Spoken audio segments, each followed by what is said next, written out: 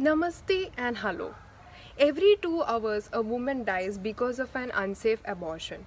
About 29 countries have prohibited abortion altogether. Access to safe abortion is an indicator of the country's development and a powerful tool for effective population and birth control. Maternal mortality rates are shocking.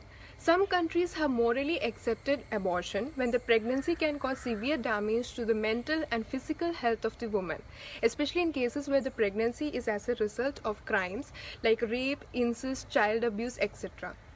It is a grave responsibility to bring a human being into this world, especially if the child is having mental and birth defects.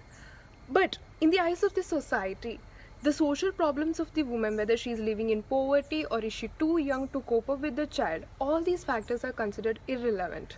In a country like India, where now abortion is legalized on certain grounds, it is stigmatized, demonized left, right, and center.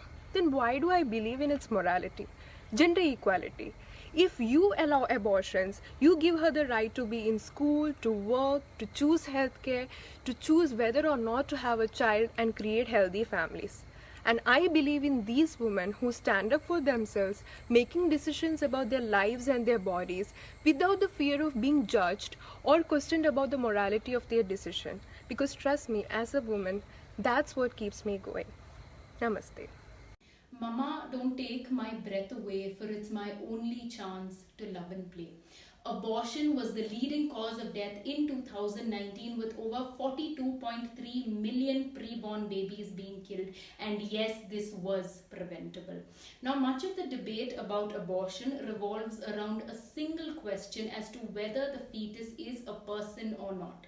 Now, it's important to understand that yes, the fetus is a person because it has its own unique genetic code and the potential to develop into a fully functional adult.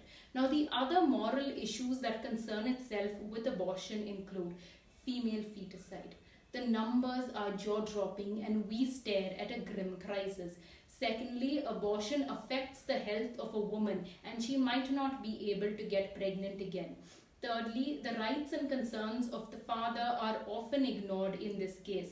Imagine a scenario where the father wants the child but the woman wants to undergo an abortion. Fourthly, abortion increases our tolerance to killing, and this is wrong. In the words of Mother Teresa, the greatest threat to world peace today is abortion, for it is war against a child.